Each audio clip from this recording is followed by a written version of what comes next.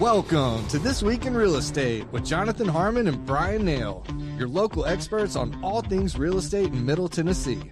Listen in as they discuss the current state of the market, the latest trends, and have a little fun while doing it. We do want to say the opinions voiced on this podcast are for general information only and not intended to provide specific advice or recommendations for any individuals.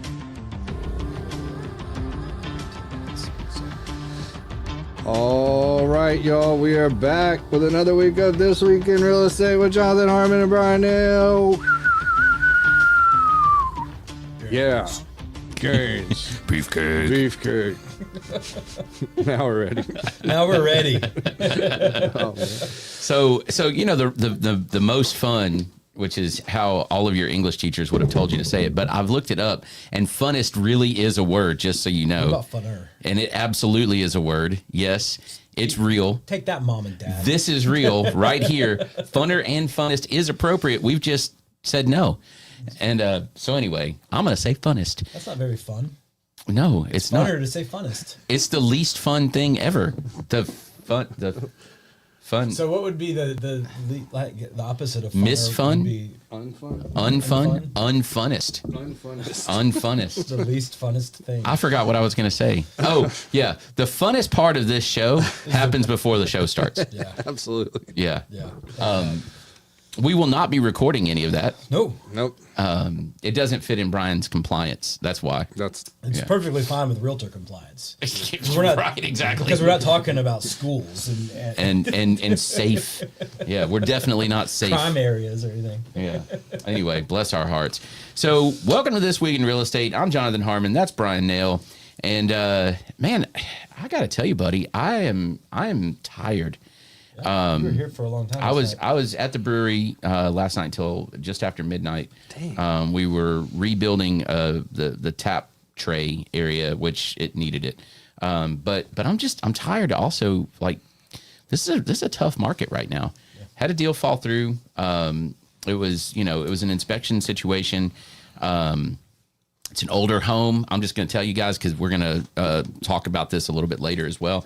It was an inspection situation. It was an older home. Home inspector comes in and really truly ruined the deal. And it was unnecessary. There was one of the things that's in the contract, in the TAR contract, is that you're not to try to get an older home up to current code. And so there were several things in there that the inspector just totally freaked these buyers out. Wow. And so the buyers are walking on a house that's in very good condition. It's got older wiring because it was built in 1960. It's got some of these things. And he just freaked them out. Talked about a roof leak that could happen. Well, a tree could fall on the house. You know what I mean? A meteor could fall from the sky. I mean, We've got an asteroid coming in 2032, right? Yeah. So, we better have a closing cost credit. I mean, you know what I mean? I mean, it was just crazy. And I really do. I feel for the buyer in this situation. I feel for my seller as well, of course. But this was a family that could have really had a really cool house. That's like, a quarter mile from their kid's school. Like, it was a great fit for them. I feel like there's a pro tip that you might be foreshadowing here. Maybe not. We'll see. Time will tell. Yeah. Stay tuned for more. That's it. Cliffhanger. Yeah. What do y'all want to get into headlines? Let's do it. Yeah, market movers and headlines. Market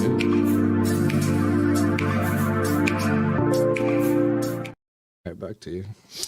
So, I had an opportunity to speak last night at a real estate investor meetup, and Capital Fund One put it on. If you're not familiar with them, they are a commercialized, like, real hard money lender. So a lot of times when investors talk about hard money, it's like this secret nebulous thing where you're supposed to, like, find somebody that's a hard money lender, and, like, it automatically, like, makes you think about loan sharks and busting kneecaps and stuff like that, right? Well, this is a lender that is built solely on hard money, and what hard money means is short-term loans most of the time, a little bit higher interest rate, right? But it's specifically for the purposes of investing. So whether that is buy and hold. So buying rental property and holding it. And then, getting some money out to fix it up, and then potentially converting that to a more traditional mortgage, or bridge loans. Don't typically want to carry hard money loans for a long time. No. Most of them have a 6 month, maybe a year, kind of fuse on them. Sometimes they can do bridge loans, which I know that's a scenario that people are using right now. Sometimes it's a fix and flip loan. So we buy a house, we've got a 6 month loan on it. They finance a little bit of the repair work on it. You sell the house and you pay it off, and you hope that you flip it fast enough to not hit that deadline. But anyway, so that's the type of loans that they do, and it's a pretty cool group of folks, and and they do a good job, and it's legitimate, right? Like there's not weird stipulations on there. They're very upfront. And get this, they can finance a deal in 24 hours. Wow. So if you're like courthouse debt type buying, that kind of thing, they can do it. Yeah. And that's pretty cool. But what's neat about this is I got a chance to speak there, and in preparing for that, I was on a panel.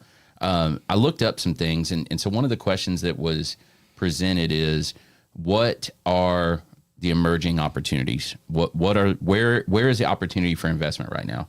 And I know that there's a lot of folks that have thought about real estate investing.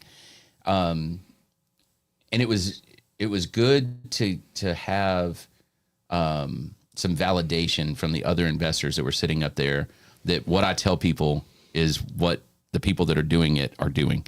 Okay. One of the guys on the panel has over 250 properties across the country, including some apartment complexes and stuff like that. And when he was asked, what is your favorite type to buy? If you're getting into real estate investing, or maybe you're in it, but you're looking to grow the portfolio, do you grow big with like an apartment complex? Do you single family condos, townhouses, vacation homes? What is it that you buy? And he said, it's a guy that has 250 properties ish, right? And he said, I love single family homes. He said, I buy as many single family homes as I can. And his reasoning was exactly what my reasoning is, which is you have an exit strategy, always, right? They're very boring. They're very vanilla as far as the ups and downs, right? Way more so than something else. If interest rates spike, people are still going to buy them. If interest rates drop, people are still going to buy them, right? And they're just that's what he likes. But he buys neighborhoods of them. Oh, wow. You know what I mean? Or builds neighborhoods of them, that kind of thing. So so that was cool to hear that. But the other thing, when we started talking about that, one of the other ladies that was there, she has about 100 investment properties. And she loves the emerging markets right now. She lives in Davidson County, but doesn't buy in Davidson County. She's buying, and she doesn't buy in Rutherford. Yeah. She's buying in the second donut around, right? So the coffee counties in those areas. Bedford County, Coffee County, Kent County. Exactly. So one extra county away from Davidson. Yeah. She likes Smith County right now. She said she's killing it in Smith County. Wow. I could see that. I think Smith County is in DeKalb County too. That whole area out there has got a lot going, because you're kind of in between Cookeville and Nashville. You're on an interstate. You're right there. So there's a lot of growth potential in those markets. Plus, Sparta's a really cool town. Sparta's fun. It's got a shout out to Happy Trails over there. Calf Killer. Yeah. Great pizza place. Mariucci's, I think, is what it is. Man, fantastic stuff. Yep, I like Sparta. It's cool. But so she's looking at those emerging markets. But here's what else I'm going to tell you. I delivered some stats last night. So why are prices not dropping, right? And that was the question. Well, when I started diving into the numbers, we have gone from this time last year, this is Rutherford County numbers. This time last year, we had I think it was 3.86 months supply of houses available. Okay. Right now, we're at 4. We're at 3.17. Now we're at 4.86. So we're almost at a 5-month supply right now. We've talked about this a lot. We have. The last few months. But let's quantify it, because now we have the numbers. Okay. So this is January to January, 3.17, 4.86. So we're almost at 5 months. Okay. Typically, that has been fed by significant increases in inventory, right? You look at an 08 situation where you had, or I'm sorry, let's go 2010. You had 10, 12 months of supply on the market, is because we just had a ton of inventory. Well, why has it moved up over 2 months worth of supply in 1 year? And here's the thing, the number of transactions, right? The number of closings is down 20%. Yeah. Simultaneously. Wow. Yeah. So the available inventory levels are up, not the available inventory, but the available inventory levels. So when we talk about month supply is based on how many houses are available versus how many closings are happening. And so at that current rate of closings, this is how long it's going to take for all of the inventory to go away. Okay. Right? So the number of houses available has dropped, the number of closings has dropped, but the month supply has spiked because the number of how many it has dropped by on the closing side is that much lower. It's dropping that much faster. And so even if we see a decline in overall inventory, right? Yeah. Then it's still going to stay longer because the decline in buyer pool is way sharper than the decline in inventory. Yeah. It's pretty wild right now. I mean, so when I say there's just not a lot of activity, there truly is just not a lot of activity. So that is why you see are you starting to see some price reductions? Are you starting to see overall price keeps going up? Overall price keeps going up. We haven't seen tell us what you mean by overall price. Is that price per square foot? Is that just average sales price? What are you? Both. Okay. Yeah, so both of those. It's not dropping. The last time we saw, and we'll have to look, I'll have to go back, but when I pulled the numbers, the last time we saw a month where the average sales price or the average price per square foot dropped was like, I can't even remember now, 2019 or something. Okay. Like, it's been a while. Yeah, so like in 18, maybe when rates, at the end of 18, rates started to go up. Yep. And then, and everything just seemed like it grinded to a halt. So how is it that if activity is falling off, typically, right, if nobody's buying butter, then the price of butter is going to drop, right? But if nobody's buying houses, why are the prices of houses continuing to rise? Well, the reason is because as the number of buyers drops, so does the inventory. And so that's just keeping... Is the lock-in effect. Yeah, at worst, we're staying the same. Yeah. So we're going to have to see something pretty drastic, honestly, to see house prices drop. And I'm telling you this because if you're one of those buyers that's on the fence and you're sitting here going, look, either rates have to drop or prices have to drop. Something's got to happen. I really think that prices are going to drop before rates are going to drop, right? Okay, I get it, right? Conventional wisdom tells you that. Yeah. But the numbers aren't hashing out. Yeah. It's not happening. So if prices keep going up and rates don't drop, then every single month that you wait, you're paying more. You're losing affordability. Yeah. Affordability is a big deal and it's slipping away. I talk with a lot of people and like, you could have bought a house 3 years ago. Even in that market, but now where the payments are. Well, and here's the thing, Brian, gonna work. is at the same time, now to me, it's scarier now. Sorry. It's a little scarier now because there's so much movement and change and volatility in the non-real estate side of things that, man, here's the thing. The seminar that I went to last week that I'd already talked about, one of the things that was said, and I love this, is in every single market, you need to figure out a way to make money. And here's the thing, chaos makes money. Yes. And we're in chaos, and the chaos is increasing right now. So between tariffs and Doge and that's on one side of things, and rates are getting stuck, and rates are going to continue to be stuck and up. And Bridgestone is closing, and Nissan is laying off people, and chaos is happening. Joann's going out of business, and Party City, done. Yeah, gone. Yeah. So I mean, it's chaos is happening. There's a lot of chaos. I think we're going to look at this year as like, hey, everybody remembers 2020 for the virus and the pandemic, and I think that we'll look at 2025 and go. And this is just my prognostication. Like You made that word up. No, it's a real word. It's close to one. It's just me, kind of off the just flippantly saying this, but I think that if I spent some time and really thought about it, I'm sure I'd probably come to the same conclusion. I think we'll look at 2025 in the future is the year that a lot of stuff came to roost. Yeah. And a year of turmoil and a year of change. And things that have been brooding for a long time are going to probably come to a head this year. Yeah, I agree with that. And that can be scary, but it could also be opportunity. And it absolutely can. And I'm going to throw one more stat out there. This was the one that really crystallized it for me as far as there being opportunities. Okay. So I said everything that I just said, and it's 100% true, right? As far as prices not dropping, all of that. But simultaneously, okay, are you ready for this one? Simultaneously, the month of December, Q4 of 2024, Q3 to Q4, household debt, not mortgage, household consumer debt is up almost 4%. That's one of the things I think is going to come to roost. Okay. And then also January to January again, right? So 2025, 2024, household credit card debt specifically is up right at 4%. So 4%, 2 months back to back.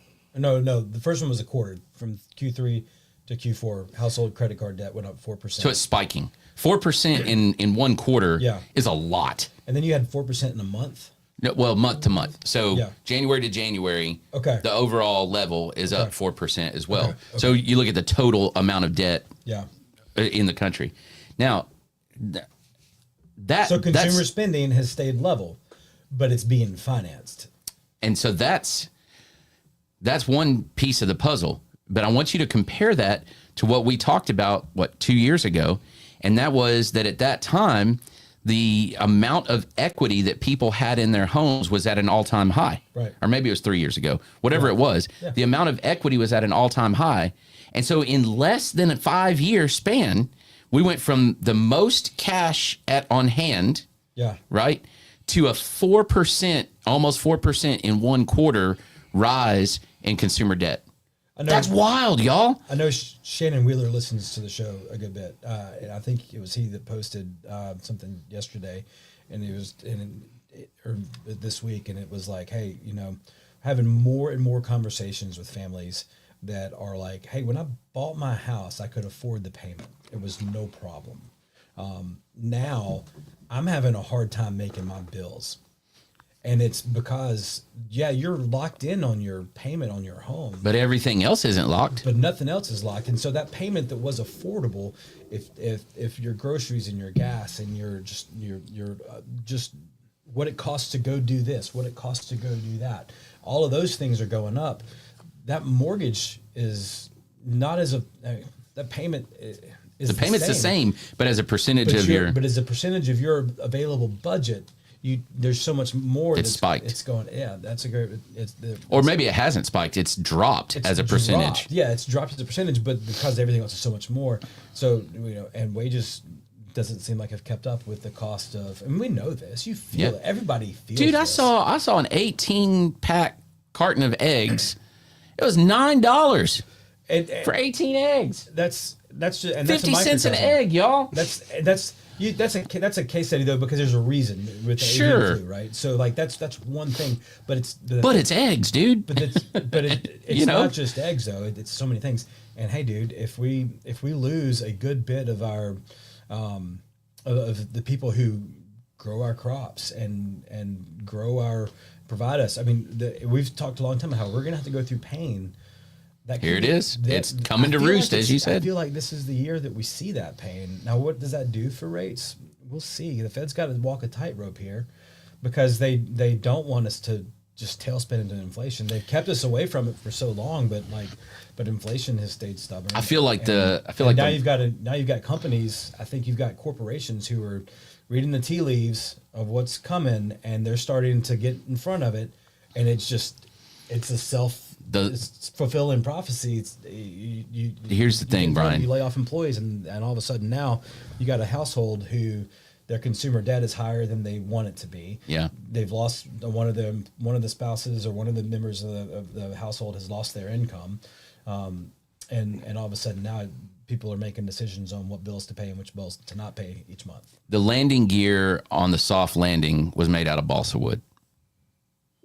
And so when it's touching down, it's breaking the landing gear. It seems that might be a good analogy. And the thing is, like, okay, let's take the egg situation, right? You said that, but that has a reason, right? Avian flu. Okay. Here's the thing. At any given moment, there's 25, 30 products that have a reason to be. We went through it with bacon for a while. Or toilet paper, or, you know, whatever the silica is that Mexico produces for insulation or for refrigerators. Remember, there was a time where it took you 10 months to get a refrigerator because there weren't any in stock, or, you know, microchips. There was a shortage, whatever, right? But if we're at a point where everybody's financing their life, which is where we are, we see this spike, then any little interruption, like $9 eggs, right, is a tragedy, right? It's a crisis. We can't absorb it. Yeah. And so it just takes one or two, you know, a refinery going offline or whatever.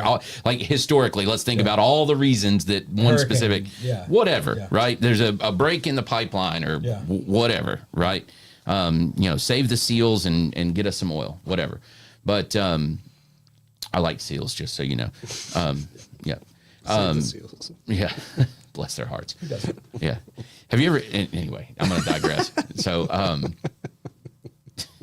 So that's where we are. And I say all of that to say this, with everything that I'm telling you about pricing and all of that, money in chaos, right? Layoffs, consumer spending is up. Okay. We've said for a long time, you know, there's going to be an opportunity. Short sales and foreclosures are going to come back. Short sales and foreclosures. No, it's not going to happen. It's not going to happen. It's not going to happen. There's too much equity. Well, if people are eroding their equity, right, then they're losing their job. Yeah. And that house, if they really are contacting Shannon and others, what am I going to do about this? The writing's on the wall, right? There will be opportunities in those short sale and foreclosure properties. Now, will they tank the pricing of the market? I don't think so. I don't think so. I don't think so. What they will present is opportunities for people with cash, because they'll get sold on courthouse steps before they enter the market in a lot of cases. Somebody will fix and flip. Somebody like Capital Fund One will finance somebody to fix and flip it. And so what you'll see is that stuff start to enter the market. So what we've thought for a long time was that people have so much equity in their homes, and unless they've tapped into it to consolidate, they still do. High interest debt, they still have a lot of equity. We've said for a long time they will sell their house before they take the foreclosure. But not if it's taken 5+ months to sell it. Well, so if you're sitting there and you're a family and you're like, gosh, we've got a lot of equity, we got to do something. You want to get in front of that, but where are you going to go?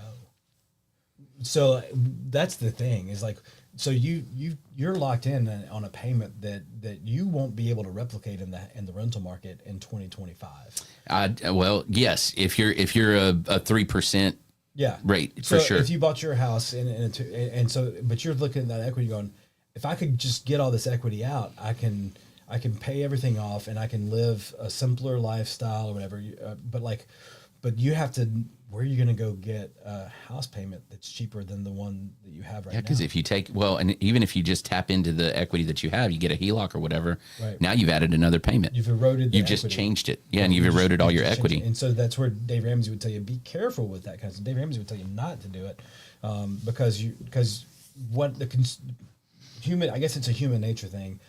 People do make this mistake. They think, oh, well, if I can just get all that stuff paid off and I just have my house payment and a HELOC payment, but you cannot add back to those credit card balances that you just paid off. You have to change your spending and you have to change your budget. And if you get that HELOC and it's at 9% right now, and then all of a sudden we do have a hyperinflation situation because of tariffs or whatever, right? That happens, and all of a sudden that HELOC goes from 9% to 14% or something crazy, which I don't think will happen, but it could. Yeah. It's possible. A lot of them have ceilings and things like that in place. But usually it's like only it's 2% a year, right? Right. So even if you're at 9 now, it can go to 11. it could get there real quick.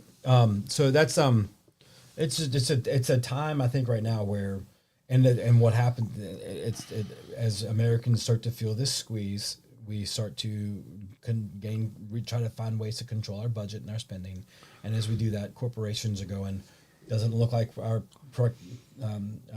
projections for the fourth quarter look great. We need to go ahead and let people off now in the second quarter to prepare for that, and that's self-fulfills. how it happens. And we need to go through that. It's just the ups and the downs and of any economy. Soft landing. Yeah. Really just delayed the inevitable. Yeah. I like that soft landing. The landing gear was made out of balsa wood. I think it was something a little bit more durable than balsa wood because it survived that first bounce, maybe that second. But when it came to finally, Fine. Number 3 pine. there you go. When it finally came to like where it was done bouncing, it looks like it might give away. We'll see. I mean, we'll see. I don't know. So I guess we bounced all over the place, kind of like our wooden airplane here. Go Spruce Goose. And but I think if I had to give you advice, I think number 1 is every situation is different, right? Number 1. Number 2, when is the best time to buy a house? The correct answer is yesterday. The second best answer is today, right? So, and it's and if you are thinking about investing specifically, buying investment property, especially if you have a long horizon, you're doing a buy and hold type situation, or you've got some cash and you want to flip and you have the ability to do that, especially if you're doing buy and hold, opportunities they're here. They're going to get a little more plentiful, I think. Yeah. But I don't think if you're looking at, I think overall, like if you're trying to time the market for your personal home, I don't think this is the time to do that. I think it's just you can't time the market. You're never going to get it perfect on purpose. You might fall into it being perfect, but you're never going to get it perfect on purpose. Yeah, agreed. Good stuff, man. Yeah, that was good. This is real? Yeah. How about it? That was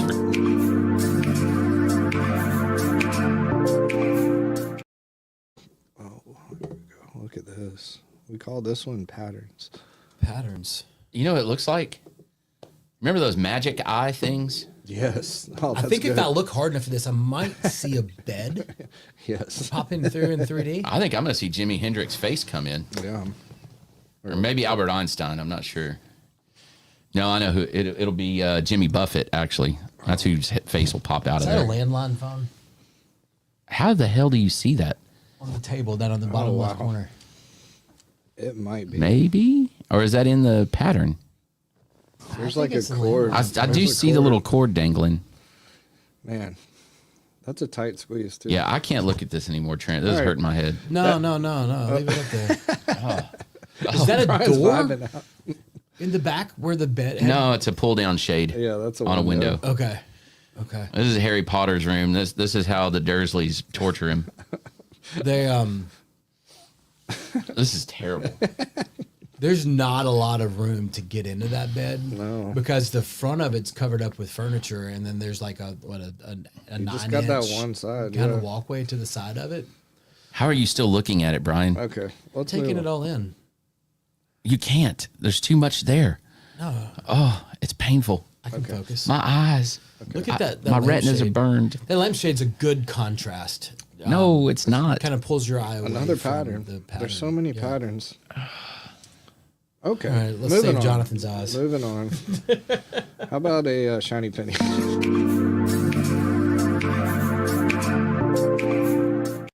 Oh, Shiny penny. we got one. Don't take it off. Let's leave it up. Oh, it's terrible. Yeah, I think the camera showed there's a monitor in the studio. The Still got humanity. picture on it. Jonathan cannot focus now on anything. It's gone. It's gone. Okay, thank goodness. That was awful. I got a shiny penny. We're talking about timing the market. One good time to time the market for a lot of first-time home buyers is when there is down payment assistance money available. Yeah. And with the set aside and also the welcome home programs that are available in the market right now, it is a really good time for people to be having conversations about what does it look like for us to buy a house right now. There's income qualifications. Both programs are very similar, nuanced differences in amounts and qualifications. So I don't want to like spend a lot of time getting into the weeds on the programs, but just know if you're a real estate agent or a potential first-time home buyer that's in the market, maybe you're not a first-time home buyer, but you want to have conversations about, what kind of sources are available to you. Let's have some conversation. I was talking with somebody last week where it's like, look, THGA is what you need because you'll have money for down payment. THGA is going to make the most sense. We could look at rural development too, but with the debt to income ratios and things, THGA felt right for them. But hey, it's like, hey, Cannon County, go down to Cannon County. They were already planning on looking at a house in Woodbury, and I told their realtor, like, look, Cannon County, you don't have to be a first-time home buyer.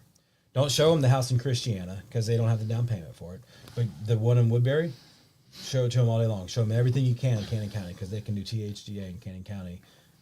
Does that apply to Bedford as well? I don't know off the top of my head, but there are census tracts. And Rutherford County has 2 census tracts that you don't have to be a first-time home buyer. Does that overlap the RD census tracts for the most part? No, it does not. This is based on income levels, much more than it is rural nature. So that's where I've done like in Rutherford County, some of the area kind of off of Mercury or Martin Luther King Boulevard. And then some like a pocket up in Laverne. I believe it's near Lake Forest. There's a couple of spots where you don't have to be a first-time home buyer. But in Cannon County and several other counties in the state of Tennessee, go get it. Is your set-aside program, is that a first-time buyer program? It is, okay. Yeah. And there's people that work in what you might call like a heroes field or like community partners field. They get extra incentives. So there's and it's what's cool about the set aside program specifically is you don't have to be the teacher, you don't have to be the educator, but if you work for the school system, then you can qualify as the community partner. Gotcha. You don't have to be the police officer. You can work in dispatch and qualify for the community partner. I see. So, well, and here's the thing, Brian. Those programs are awesome because we can start marrying things together in this market. So, we've talked about how prices aren't dropping, and they're not. But prices aren't dropping, but incentives are absolutely spiking. Absolutely. So you can take that money. If you get the seller to cover your closing costs, you can put it all towards down payment and really help your affordability. Yeah. Yeah. And then, if you're kind of on a thread a little bit and even if you're not, maybe you make good money and you're able to save and you can trim your lifestyle a little bit or whatever, if you've got 10 grand sitting in the bank and that meets your reserves qualification and you can get down payment assistance and you can get the seller to cover closing costs and you can keep that $10,000 in the bank. Yeah. And now you've positioned yourself in such a way. And if we can negotiate, well, you've positioned yourself where you have a little bit of equity, right? That you didn't put in, which is awesome. Right. And you still got your cash.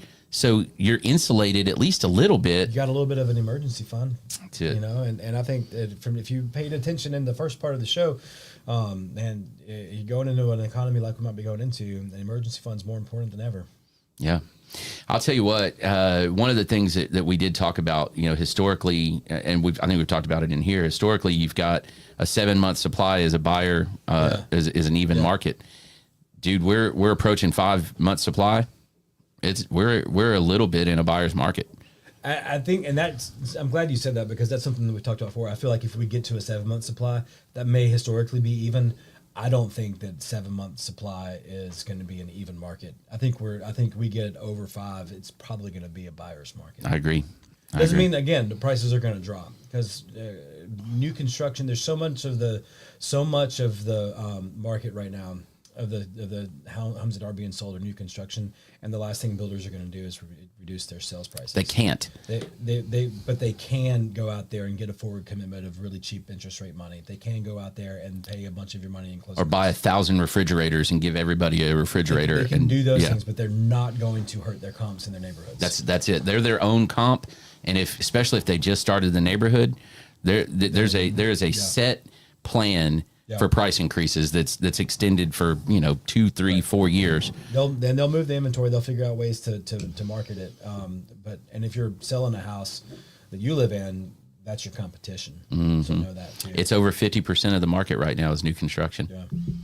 And it will continue to be that way because I'm locked into my house because of my interest rate.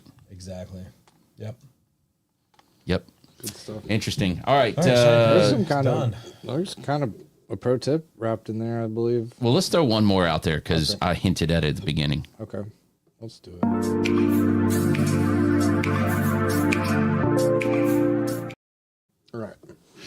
All right. So my pro tip is this. Because of everything we've been talking about, because of how competitive the market is and how difficult it is to get a house sold quickly, I've never really been a huge proponent of what I'm about to say. I've never really told people to do it, but I'm starting to come around to it. Okay, and that is a pre-listing home inspection. Okay, so this deal that fell through, there were some surprise items on there, and I think that I didn't adequately prepare my clients for what could happen with a home inspection. They hadn't sold a house in a very long time. And home inspectors, there's good ones, there's bad ones, there's in-between ones. And then, you can guarantee probably 20 things that a home inspector is going to find if it exists in a house, right? Vapor barriers in bad shape. They're going to recommend service on the HVAC. They're going to recommend someone look at the roof. Usually they're going to tell somebody that if a water heater is over 10 years old, it's serviceable life. Same thing with there's certain things that are always going to show up. And for a first time home buyer that doesn't have to buy right now, those things freak them out. Yeah. They totally freak them out. Yeah. And so if we can get ahead of that, and before we list the house, we can have a home inspection done, cost you about $500 to $600. You have that home inspection done, you have it in hand, we can look at it. We can also control the conversation a little bit.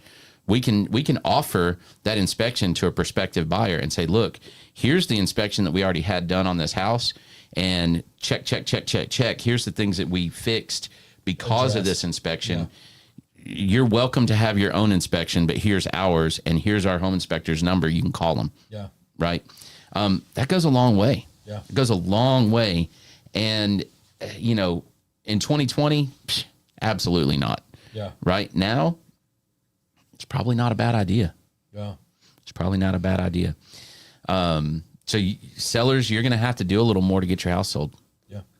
So the seller should do the pre-listing? Yeah. Okay. And there's a danger there, right? Because now you've self-discovered all of the what they call latent defects, right? And you got to disclose that. You either have to disclose it or fix it. Yeah. But, hey, in this market, you might as well fix it. Because it's going to happen anyway. Because their inspection, when they buy the house, is going to find it, and then you're going to have a time crunch to fix it. And they're going to dictate how you fix it. Exactly. Yeah. And so if you can mitigate that and get in front of it, I think I'm just a mortgage guy, but I think it gives you the opportunity to A, control the conversation, B, this market, and you said this market, the buyers can walk. There's in 2021, 2020, the buyers weren't walking because they were just happy to have a house under contract. Because they had 5 offers, 10 offers, whatever, that didn't get accepted before they finally got a house under contract. So they weren't going to walk over an inspection. But now the buyers can look at this and go, well, no, I don't want that. Either buy a new HVAC for me or I'm going to walk. And here's the other piece of that is they can say, okay, this GFCI outlet is bad. Right. And so they're going to say in their repair request, get a licensed electrician to replace a GFCI. Yeah. Y'all, I can replace a GFCI in 2 minutes. Yeah. Right. It cost me $15 for the new plug. Yeah. Okay. But if I have to have an electrician do it, that $15 has suddenly become $115. Yeah. Because they don't start their truck for under $100. Right. Right. So if I've got a list of that and I can get ahead of it and it's not broke when that second home inspector comes in, then it's done. It's done. Yeah. It was never an issue to begin with. Right. Does that make sense? Totally makes sense. So, and I can hand that list off to a handyman, and just say, here's the 30 things I need you to do over the course of the next 2 weeks before we list the property. Yeah, and you have time to get it done, and when it's marketed clean and ready to go. Mm-hmm. That's a great pro tip. It really is. That was a good show. Good show, guys. Thanks. Hey, we got a big party at Cedar Glade Yeah, talk about it. on Saturday. Oh man, Mardi Gras. I love Mardi Gras. I love all things New Orleans and Cajun. It's just, I love it. It's gonna be huge. Yeah. So here's what we got going on. You should be here. Starts at 4-ish, maybe a little bit earlier. We don't know. It's Mardi Gras. We start when we start.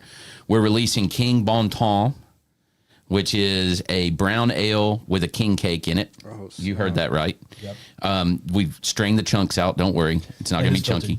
Yeah.